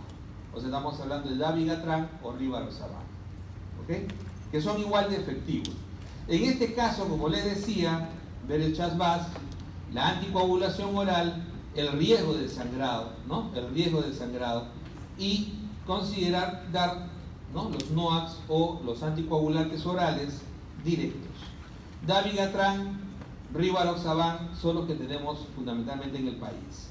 Lo que usamos más hoy en día es rivaroxaban por la facilidad terapéutica. Dabigatran 2 veces al día, ¿no? Rivaroxaban 1 vez al día. 1 vez al día. Entonces, en este momento, por ejemplo, en el mes pasado hemos anticoagulado un par con rivaroxaban. Se lo tienen que comprar. El seguro solamente está dando rivaroxaban en los casos extremos de demostración que la warfarina no logra ser efectiva. Y ustedes me dirán, doctor, ¿y cómo demuestro que una warfarina no es efectiva? Entonces, a un paciente, ¿cómo anticoagulo con warfarina? Basados en el INR. Y yo comienzo a anticoagular al paciente. Acuérdense que la anticoagulación con warfarina nunca debe ser intensiva. O sea, yo no le doy 3 tabletas, 2 tabletas, no, eso ya no se hace. No le empieza a darle suave nomás. Puede ser 2 tabletas el primer día, pero usualmente le da suave, 5 miligramos diarios. Tercer, cuarto día, tu INR vas modificando. Tú tienes que buscar entre 2 y 3 de INR, ¿no es cierto? Entre 2 y 3 de INR. El gran problema con la warfarina es que el paciente modifique demasiado. Le das una tableta diaria, pasa una semana y ya está en 4, en 5. Le bajas a media. Vas modificando y de repente le bajaste a media y ya está otra vez en 1, 1, 5. Le subes a un cachito más, se tira para el otro lado. Entonces, esos pacientes que no logran regular son los pacientes que hoy en día se sabe que por farmacogenética nunca van a regular. Entonces existe un porcentaje de la población calculado entre 5 y 15%, en el Perú no hay estudios todavía, hay un solo estudio que hizo el Almenara, ¿no?, que calculó aproximadamente 15% de sus pacientes, de su corte de pacientes, que no responden a warfarina. Y eso es por estudio farmacogenético. Entonces, en otras partes del mundo, el paciente que va a entrar a anticoagulación, lo primero que se hace es farmacogenética para warfarina. Si el paciente tiene la modificación farmacogenética y no va a regular, entonces pasa de frente a inhibidores directos de la trombina o inhibidores de la dieza, ¿ok? Entonces pasa de frente a dabigatran o rivaroxaban. ¿Cuál es la ventaja de la warfarina? Porque no todo puede ser desventaja, ¿no es cierto? En primer lugar, warfarina y los nuevos anticoagulantes son igual de potentes, ¿ah? Igual de potentes, ¿ok? Son igual de potentes. Pero ¿cuál es la ventaja de la warfarina? Tiene antídoto. Entonces mi warfarina tiene antídoto, ¿ok? Esa es la ventaja de la warfarina. Entonces warfarina tiene antídoto. ¿Cuál es el antídoto? La fitometadiona o vitamina K, ¿ok? O vitamina K. Entonces, la warfarina, si me produce sangrado, yo puedo revertir esa anticoagulación con vitamina K y con plasma fresco, ¿ok? Y con plasma fresco. Mientras que el rivaroxaban, dabigatran, o sea, los antitrombina o los inhibidores de factor 10, apixaban, edoxaban, hoy en día, a menos dabigatran ya tiene un anticuerpo que es el antídoto, pero no lo tenemos todavía en el país. O sea, hay un riesgo en esta anticoagulación. Cuando el paciente sangre, voy a tener solamente la posibilidad de ponerle plasma fresco, nada más, como una urgencia. Entonces ese es el riesgo. O sea, los sangrados masivos o los sangrados que puedan producirse con estas nuevas drogas en nuestro país todavía no son controlables. O sea, todavía nos falta el antídoto. Pero sin embargo son de uso muy sencillo, y porque acuérdense que la warfarina requiere un control de INR, que ya conocen ustedes qué cosa es, requiere un control cercano al INR, un control de dieta, una dieta exenta de verdes, una dieta exenta de vísceras, una dieta que no tenga efecto de modificación del INR. Requiere modificar si usas antibiótico. Si yo uso antibiótico, voy a modificar mi INR. Entonces, cualquier antibiótico que tome, así sea citromicina o un amociclabulánico para un problema respiratorio, me va a modificar el INR. Y ese es el gran problema de la warfarina. Entonces, la anticoagulación preventiva se hace de esta manera. ¿Qué pasa si yo no puedo darle ni warfarina? O sea, tengo mucho riesgo y tampoco tengo opción de darle NOACs, o sea, los nuevos anticoagulantes orales por costo, y tengo alto riesgo. Ya hizo 2 infartos, el paciente todavía está consciente. Acuérdense que cada infarto, ¿qué significa? Que progresivamente va a ir a demencia vascular. Entonces, no es cuestión de que, bueno, pues se infartará, no. Puede ser pequeños infartos. Cada pequeño infarto, cada stroke es una suma es una suma a lo que va a ser en el futuro su demencia vascular. Un paciente no anticoagulado con una fibrilación activa, se calcula que en 2 años está totalmente demente, sin anticoagulación. Entonces en 2 años el paciente ya no reconoce bien, ya no sabe quién es. Entonces eso ya no es calidad de vida, ¿no es cierto? Entonces si uno no puede darle warfarina y NOACs, hoy en día es muy útil la combinación de clopidogrel con aspirina. Clopidogrel y aspirina hoy en día tiene mucha utilidad y llega a niveles de prevención muy altos, tan cercanos a la anticoagulación. Entonces no le tengan miedo a la posibilidad de darle aspirina y clopidogrel. ¿Ok? Aspirina y clopidogrel. Es más, es lo mismo que se recomienda cuando uno tiene estenosis carotídea. En estenosis carotídea mayor del 70%, que no es quirúrgico, incluso mayor del 60%, acuérdense que mayor del 80% es quirúrgico, uno le recomienda aspirina más clopidogrel. ¿Ok? Entonces hay que tener en cuenta esa posibilidad. En lo que respecta a las arritmias, vamos a hacerlo esto bien sencillo. Las taquicardias paroxísticas, que clásicamente le da más a gente joven, los TPCBs, taquicardias paroxísticas supraventriculares, la FA vendría a ser una taquicardia supraventricular, un tipo, pero es un tipo de arritmia, pero es una arritmia arrítmica muy especial, ¿no es cierto? Mientras que las taquicardias supraventriculares clásicas tienen P. Entonces son generalmente efectos de reentradas o de estimulación excesiva del nódulo sinusal.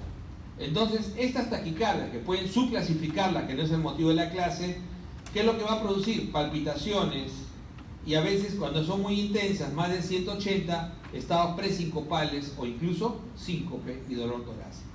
Entonces estas son las que pueden llegar a frecuencias de 200. Entonces más de 180, por lo general el paciente hace síndrome de bajo gasto cardíaco. Yo le decía, sindrómicamente, ¿qué produce esto? Bajo gasto cardíaco. ¿Qué significa eso? Hipotensión, sensación de presincopal, sensación de confusión, paciente está generalmente con piel fría, ¿no? Con tendencia a la hipotensión, llenado capilar lento, ¿no?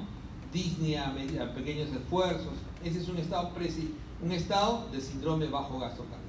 Y eso se puede producir con frecuencias tan altas, mayores de 180. Entonces, por lo general, esos pacientes pueden estar así, como pueden estar con buena presión. Un paciente que tiene una taquicardia, cualquiera de ustedes, 160, 150, rítmico, ese es un TPCB. Lo más probable es que sea un TPCB. Y eso se ve mucho en gente joven. Entonces, mientras el QRS no sea ancho, no hay problema.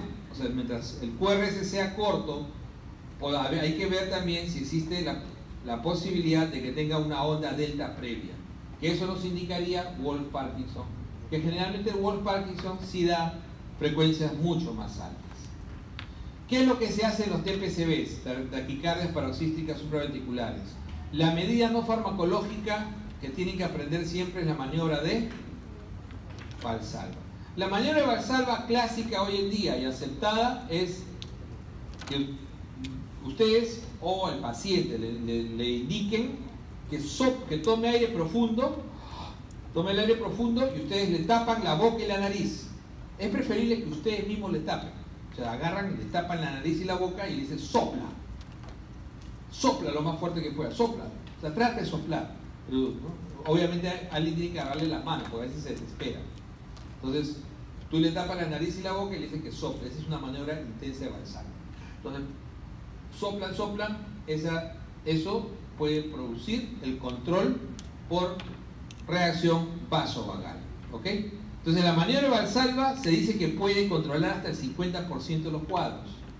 Otra manera de maniobra de Valsalva es utilizando hielo o agua fría.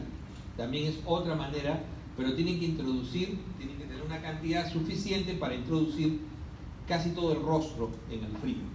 Entonces, de tal manera que el frío estimula intensamente y produce bradicardia. ¿Ok? Produce bradicardia. Entonces, ¿La cardioversión eléctrica está indicada también como la FA? Sí. Y sincronizada, también tiene que ser sincronizada. Cuando el paciente igual está hemodinámicamente inestable. Entonces, todo paciente hemodinámicamente inestable, sea FA o no sea FA, o sea, sea un TPCB o sea FA, tiene que cardiovertirse eléctricamente y sincronizado. ¿Ok? Igualito. Lo tendrán que monitorear, le pondrán oxígeno, una canulita, le pondrán midazolam para dormirlo y empezarán con 60 joules sincronizados. Si no sale, 100 joules de frente. ¿No? Preferible es utilizar siempre 60 con los nuevos aparatos. Adenosina es un fármaco que tenemos hace muchos años. La ampolla viene de 6 miligramos. Se puede utilizar 6 a 12 miligramos en bolo. La recomendación hoy en día preferentemente es empezar con 12 miligramos. Preferible es usar, máximo se usa 18. Entonces podríamos usar 6, sí, pero la recomendación práctica es darle 12 en bolo de inicio. Si con 12 no sale, no va a salir con 18.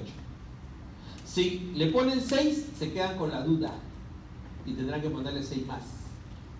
Por eso es que en forma práctica se recomienda darle las 2 ampollas en bolo de inicio. Entonces uno tiene el paciente con la taquicardia y le pone la adenosina. La adenosina puede producir dolor torácico, no hay que asustarse. O sea, es clásico que produzca dolor torácico. Entonces por eso decía, preferible es darle 12 en la primera. ¿Ok? ¿No? Suele dar angina durante el bolo, incluso puede producir broncoespasmo en los asmáticos. Por lo general, la adenosina puede corregir esa TPCB, o en el peor de los casos va a revertir por minutos y les va a permitir un diagnóstico más preciso. En algunas reentradas no lo corrige al 100%, pero sí les va a permitir minutos para poder hacer un mejor diagnóstico del tipo de taquicardia que está sufriendo el paciente. Entonces esas son las taquicardias supraventriculares. El Wolff Parkinson, en cambio, tiene la clásica onda delta. La clásica onda delta. ¿Ok? Con esa clásica onda delta es la que nos indica que eso es una taquicardia por reentrada tipo Wolff Parkinson White. Entonces, ¿qué pasa si yo no tengo ni adenosina ni tengo por qué usar cardioversión eléctrica? O sea, el paciente está hemodinámicamente estable y no tengo, ya hice Valsalva, no funcionó, no tengo adenosina. Entonces regreso a mi verapamilo. Mi verapamilo me va a servir también en estos casos, control de frecuencia. Entonces, acá podía haber usado adenosina, no pude, no tengo. Ojo que no está en el CIS, así que difícilmente lo vamos a usar en el ministerio. No es un medicamento barato, sigue siendo un medicamento muy caro, la adenosina. Cada vez que la pedimos, desaparece. Eso te da la idea que siempre, ¿no? Siempre pedimos 4 ampollas por si acaso, y después cuando la próxima vez, oye, pedimos 2 la vez pasada adicionales, no, ya no están, doctor. Esa es la clásica cuando un medicamento es caro. Entonces, no hay adenosina, no funcionó Valsalva, está hemodinámicamente estable, nuevamente verapamilo. Acá sí puede darse más tiempo, 5 minutos, y se puede repetir entre 5 a 10 cada 30 minutos. El masaje carotídeo puede ser utilizado también, aunque no es una medida que tenga consenso. Sí se puede utilizar Valsalva o masaje carotídeo. ¿Ok? El masaje carotídeo. Pero el masaje carotídeo se recomienda ser hecho por aquellos que tienen experiencia. Porque lo otro es que es el riesgo. Por ejemplo, masaje carotídeo en ancianos es peligroso. Uno puede producir que se suelten trombos o se generen trombos a nivel carotídeo. Entonces eso hay que tener siempre cuidado. Metoprolol en el país hay, pero lamentablemente es solamente oral, y esmolol no hay en el país. Digitalizar a un paciente, al igual que en FA, es una medida que se guarda cuando no ha funcionado el resto. O sea, no me funcionó, no me funcionó el verapamilo, no me funcionó, no tenía o no me funcionó la adenosina, no me funcionó el Valsalva. Entonces, ¿qué me queda? Intento digitalización, ¿ok? Intento la digitalización. De igual manera. Las arritmias ventriculares son clásicamente aquellas que producen una extrasístole. ¿Qué significa una extrasístole? Una extrasístole sin pulso. O sea, yo estoy ocultando el corazón y de repente tum, tum, tum, tum. Pausa. Pequeña pausa. Pero en ese tum, que sonó diferente, no tengo pulso. No genera onda de pulso. Entonces, eso es típico de la extrasístole o de la contracción ventricular prematura. Clásicamente de la extrasístole o la contracción ventricular prematura. Que por lo general la extrasístole tiene la morfología de un bloqueo de rama. ¿Recuerden cómo es un bloqueo de rama? Clásicamente QRS ancho, RR'. Entonces tiene la clásica morfología, acá hay R'. La clásica morfología de un bloqueo de rama, punto 1. Punto 2, no tiene P. Ojo que esto no es P, esto es una T. No tiene P, o sea, ausencia de P. Ausencia de P. Y la repolarización es inversa al resto. Entonces, si mi repolarización acá es positiva, ¿no es cierto? Acá mi repolarización será negativa.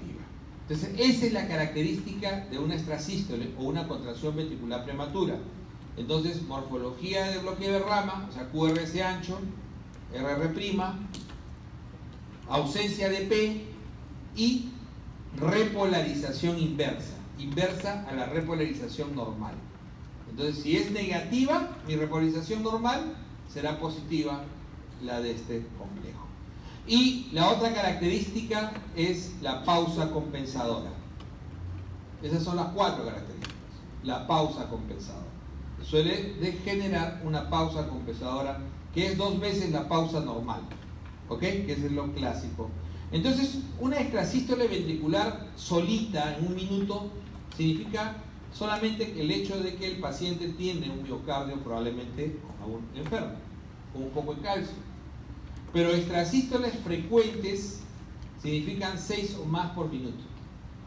Entonces yo cuando a un paciente le tomas 6 o más extrasístoles por minuto en un extendido o ocultándolo, entonces ya tienes un paciente de alto riesgo y eso ya se llama arritmia ventricular.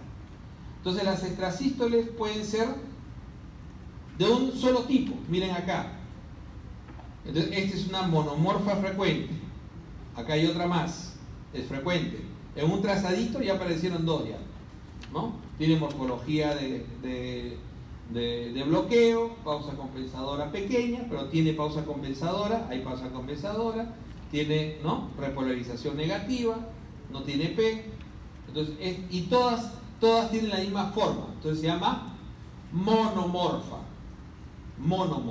Entonces, esa sería una arritmia ventricular monomorfa. O sea, no se confunden, esto no es nada del otro juego, ¿no? Es una arritmia ventricular porque es frecuente. Frecuente, más de 6 por minuto. Es una arritmia ventricular monomorfa. Pero si tuviera 2 morfologías, será polimorfa. Entonces, como es polimorfa, tiene que ser de diferente foco. Es polimorfa multifocal. Puede llamarle simplemente polimorfa o puede llamarle polimorfa multifocal. Entonces, ¿cuál es el ritmo normal? Este es el ritmo normal, este es el ritmo normal. Pero aparece acá una extrasístole, acá aparece otra extrasístole, acá aparece otra extrasístole y ninguna de las 3 se parece. ¿Se dan cuenta? Ninguna de las 3 se parece. ¿Eso qué significa? Que ese corazón debe estar súper enfermo. A mayor cantidad de focos, mayor enfermedad del miocardio. Entonces el miocardio está más necrosado que cualquier otro miocardio y fibrosado. Entonces genera focos de arritmogénicos. Entonces eso es un mal pronóstico. ¿Y cómo le pondría el título? Arritmia ventricular polimorfa. Y si quieren, multifocal, ¿no? Pero pueden ponerle solamente polimorfa. Entonces, si me aparece un ritmo normal, otro, un extrasístole, ritmo normal, extrasístole, ritmo normal, o sea, eso significa bigeminismo. O sea, por cada ritmo normal hay una extrasístole. Este es el ritmo normal y esta es la extrasístole. ¿Se dan cuenta? Ritmo normal, extrasístole, ritmo normal, extrasístole, bigeminismo. Si aparecen dos ritmos normales, si apareciera dos ritmos normales y una extrasístole, sería trigeminismo. Y si apareciera tres ritmos normales y una extrasístole, o sea, tres normales, extrasístole, tres normales, extrasístole, sería cuadrigeminismo. Entonces, estoy mirando todo, pero ¿qué importancia tiene esa? Los bigeminismos se asocian, por ejemplo, a intoxicaciones digitálicas. Pueden no ser por daño, puede ser también por intoxicación por drogas. ¿Se dan cuenta? Entonces hay que tener en cuenta eso. Definitivamente, ritmos frecuentes señalan o eso o enfermedad miocárdica importante. Entonces, si yo tengo varias extrasístoles corridas, miren acá, una, o sea, ¿ven algún ritmo normal ahí? Ninguno. Esta es una corrida de extrasístoles. Entonces, pero no es un caos. Si se dan cuenta, son varias extrasístoles. Eso se llama taquicardia ventricular.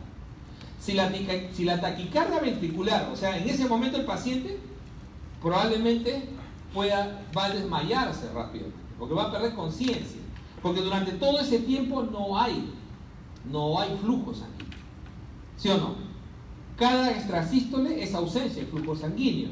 Por lo tanto, este paciente, si menos de 30 segundos, se va a llamar taquicardia ventricular no sostenida. Menos de 30 segundos, entró otra vez, qué bueno, podrá estar en síncope, pero no hizo paro. Pero si esa taquicardia dura más de 30 segundos, entra lo que se llama taquicardia ventricular sostenida, y eso es ya paro cardíaco. Y eso ya clínicamente se llama taquicardia ventricular sin pulso, porque clínicamente tú vas, le tomas y no tiene pulso. Taquicardia ventricular sin pulso. Y eso es sinónimo de fibrilación ventricular. El paciente puede hacer paro en fibrilación o taquicardia ventricular, y ambos se manejan con desfibrilación. ¿Ya? Ambos se manejan con desfibrilación. Entonces, como decíamos, las arritmias ventriculares tienen todas esas características. Que lo mínimo que van a producir cuando son muy frecuentes es síndrome bajo gasto. Si ustedes se ponen a pensar que un paciente tenga una extrasístole, una normal, una extrasístole, en un minuto probablemente tenga una frecuencia de 30 o 40 normales, eso es en realidad va a tener un síndrome bajo gasto. Entonces lo primero que comienzan a hacer es hipotensión, ¿no? Van a comenzar a tener cierto estado confusional, llenado capilar lento, disnea a pequeños esfuerzos, incluso pueden hacer edema pulmonar, ¿no es cierto? ¿Qué pasa con este paciente? Estos pacientes, usualmente, el manejo de elección es con amiodarona, de inicio. O sea, cuando uno los descubre, uno trata de controlar esa frecuencia con amiodarona. Especialmente la arritmia, trata de meterlo, o sea, tratar de borrar esas extrasístoles, y la amiodarona nos permite esa posibilidad. Pero ¿cuál es el riesgo de estas arritmias ventriculares? El riesgo es que en cualquier momento van a entrar en arritmia ventricular completa, y eso significa paro cardíaco. Entonces, a ese paciente, si no soluciono la enfermedad de fondo, por ejemplo, es un coronario severo, ¿no? O es un paciente con cardiopatía dilatada, si no soluciono el problema de fondo y el paciente regresa a cierta normalidad, entonces tengo que, ese paciente, cuando hago paro, ¿qué voy a necesitar? Desfibrilarlo, ¿no es cierto? Entonces, ¿cómo puedo mandarlo a su casa ese paciente? Con un desfibrilador implantado. Entonces le implanto un desfibrilador para que no muera en su casa. ¿Cuánto tiempo le estoy dando de vida? el que requiera para poder llegar a un trasplante cardíaco. Entonces, un músculo que ya está ritmogénico ventricular severo, ¿lo voy a dejar morir? Depende de la edad también. Depende de la edad también. O sea, no puedo trasplantar también mayor de 80 años en ninguna parte del mundo. En nuestro país más de 50 años no lo estamos haciendo. Entonces, si es una persona joven específicamente, voy a tratar de, por lo menos, ponerlo en programa. Pero ¿cómo hago para que llegue a programa? Ese paciente mañana, soñando con la BD de su época, va a ser su arritmia durante el sueño y probablemente entre en paro y amanezca muerto. Y dice, oye, se acostó y amaneció muerto. ¿Qué cosa es lo que hizo? Hizo una arritmia ventricular, era arrítmico, hizo una taquicardia ventricular o hizo fibrilación ventricular. ¿Ok? ¿Eso quedó claro? Entonces, ¿qué puedo hacer para que no se muera durante el sueño o en cualquier momento? Colocarle un desfibrilador implantado. Amiodarona es uno de los medicamentos que me podrían servir, pero no siempre sirve. Y acuérdense que tiene toxicidad. Puede producir tiroiditis y puede producir fibrosis pulmonar.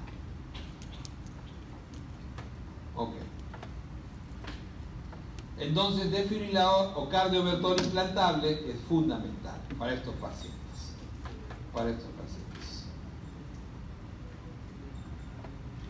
Entonces, la fibrilación, ¿de qué manera se muere una persona? Y eso ya se los dije alguna vez. El corazón para, ¿no es cierto? ¿Cómo para? O en fibrilación ventricular, que es caos total, o en taquicardia ventricular sin pulso. La otra manera en que el corazón para es cuando hace una disociación electromecánica, se llama actividad eléctrica sin pulso. Y la otra manera en que para es la asistolia, la de Hollywood, ¿no? La de las telenovelas, ¿no? Cuando alguien se muere en una telenovela, aparece, ¿no? La forma más rara de morir, en realidad, la asistolia. La mayoría mueren en taquicardia ventricular sin pulso o fibrilando. La actividad eléctrica sin pulso se asocia por lo general a diagnósticos definidos, se asocia a hechos definidos. ¿Qué cosa hace que yo tenga actividad eléctrica y no pueda funcionar la bomba? Esa es una bomba que no la dejan funcionar por dos motivos. No por falta de electricidad. Esa bomba no funciona o porque no tiene espacio, o porque no puede funcionar, porque, digamos así, el medio no se lo permite porque hay un disturbio de algún tipo. ¿Qué tipo de disturbio? Falta de oxígeno, hipoxia. Temperatura muy baja, hipotermia. Potasio muy bajo, hipocalemia. Potasio muy alto, hipercalemia. Acidosis severa, con un pH menor de 7. Probablemente ese miocardio no pueda hacer bomba. O las 5 T's, esas son las 5 H's. ¿Cuáles son las 5 T's? Taponamiento cardíaco. Si yo tengo taponado el miocardio, el pericardio, no voy a poder tener, ¿no?, contracción. Neumotoras a tensión. Bloqueo, o sea, lo que se llama trombosis de la arteria coronaria, o sea, un infarto. Otra T. T de tableta, intoxicación por barbitúrico, por ejemplo, por cocaína. Entonces, son intoxicaciones que pueden provocar que el miocardio no pueda funcionar. Entonces, cuando tengo actividad eléctrica sin pulso, tengo que hacer el diagnóstico diferencial de las 5 H's y las 5 T. Y la asistolia es una rareza. Entonces, cuando yo manejo a estos pacientes, cuando el paciente está en paro, ¿qué puedo hacer? ¿A quién desfibrilo? Solamente puedo desfibrilar a este grupo. Solamente puedo desfibrilar a este grupo. Este es el único grupo que puedo desfibrilar. ¿Ok? Le puedo colocar incluso amiodarona. Hoy en día nuevamente hay algunos trabajos que demuestran que colocándole amiodarona en bolo podría la desfibrilación ser más efectiva. Eso siempre cae en controversia.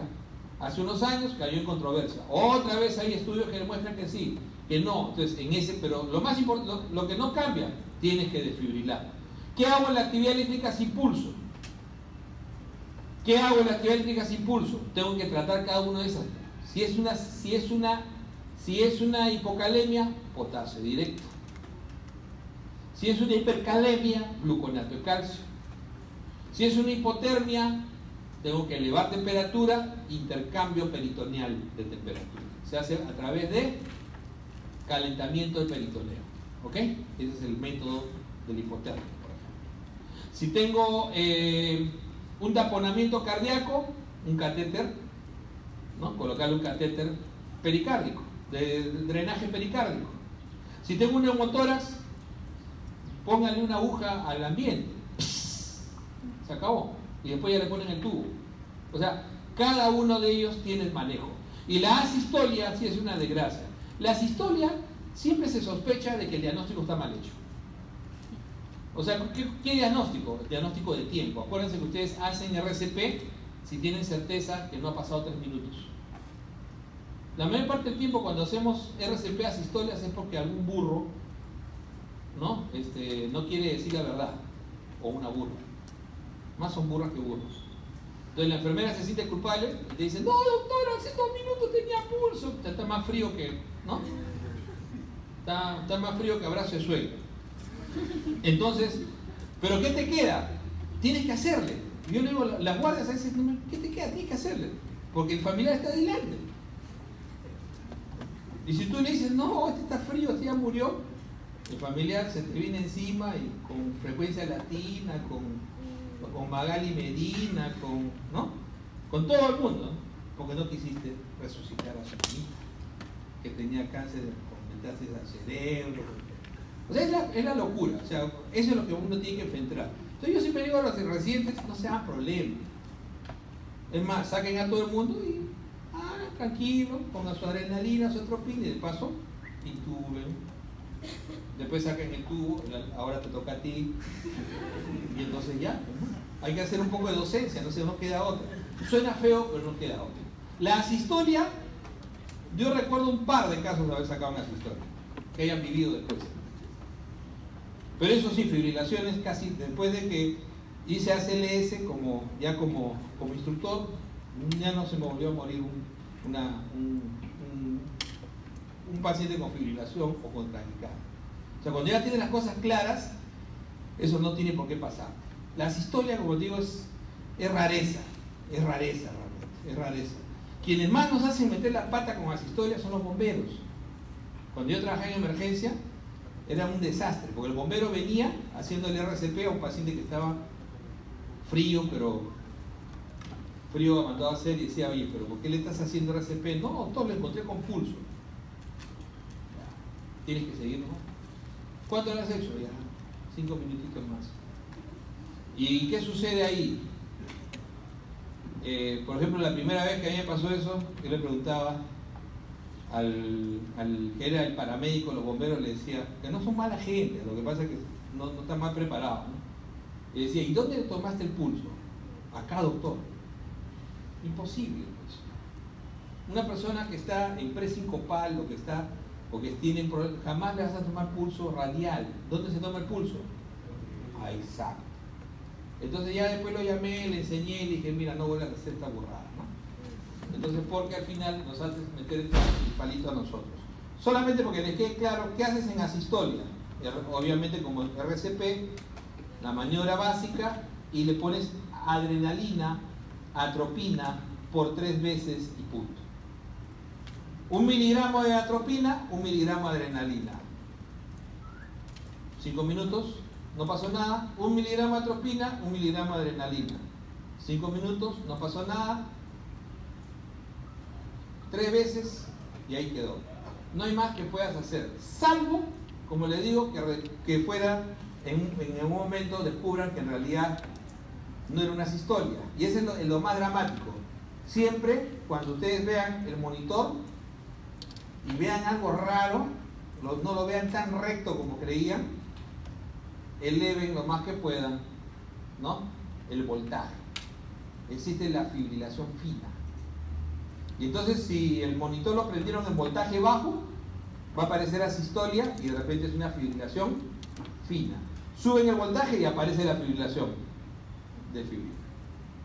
Y lo otro, nunca desfibrilen, es algo que quieran practicar, a una sistolia ni a una actividad eléctrica sin pulso. No, a una actividad eléctrica sin pulso jamás. Ahí sí lo matan. Ahí sí lo matan. Porque podían haberlo sacado, descubriendo la causa y causaron más caos con la desfibrilación. Ok. Entonces, eso es lo más importante de esta parte. Vamos ahora a